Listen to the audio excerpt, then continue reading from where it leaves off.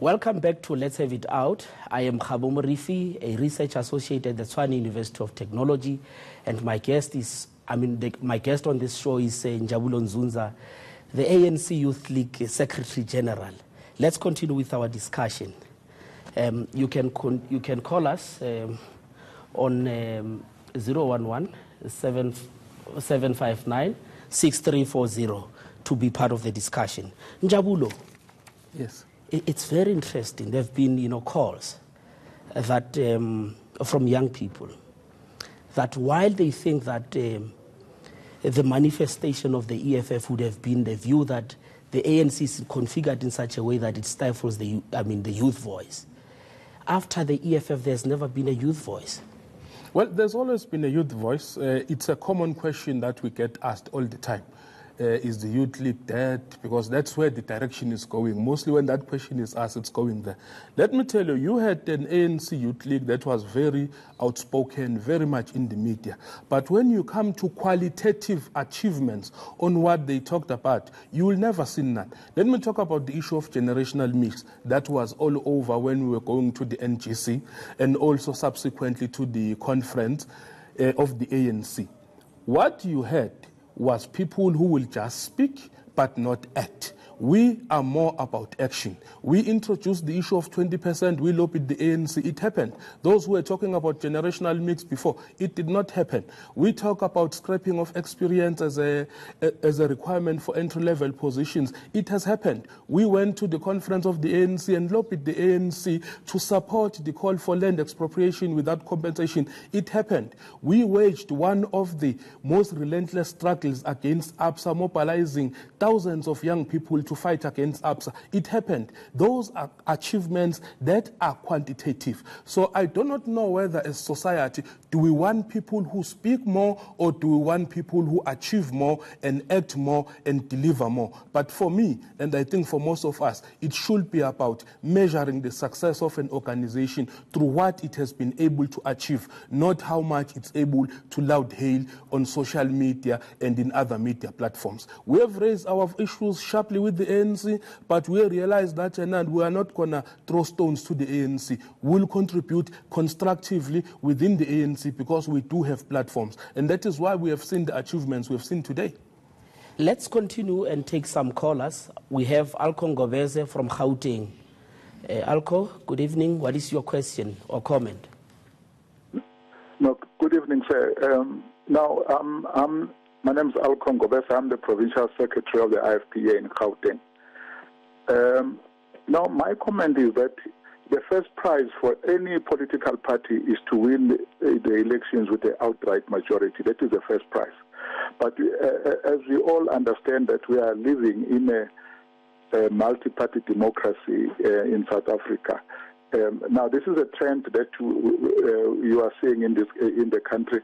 The voters are no longer prepared to put all their eggs in one basket. They are giving all the other political parties a chance also to be part of the governance.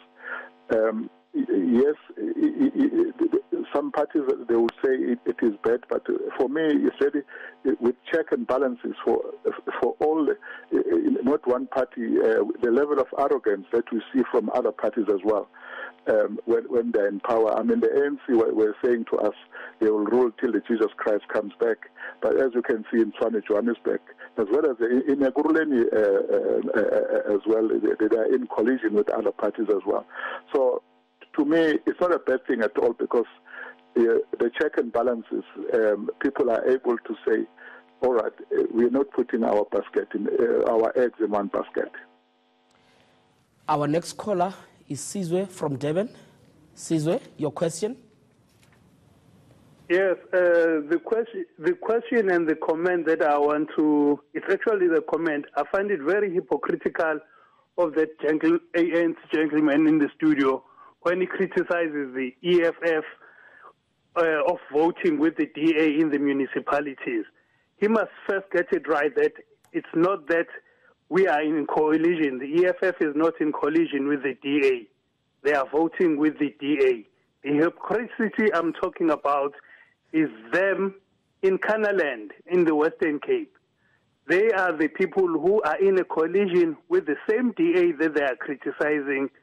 And in Limpopo, they even called a joint press briefing with a racist EFF plus announcing their coalition. So that gentleman mustn't come and be a hypocrite here. Thank you. Thank you for your call, Sizwe, and thank you to Mr. Ngobeze from Gauteng. What are your comments, Njabulo? Well, firstly, I think that it is wrong to say that the first prize for any political organization should be to win elections. The first prize for the ANC is not to win elections, but it is for the emancipation of the people of this country. We only see the state as a vehicle towards achieving what we have promised our people. And that we must set very clear. Coalitions, you might say that they work. Yes, they will work in instances where there is mutual respect between the parties. But when we are dealing with organizations that each and every time they threaten to destabilize parliament, they threaten to come with violence, they literally do not contribute anything positive except for destruction. There's no mutual respect there. And as a result, it ends up stifling service delivery.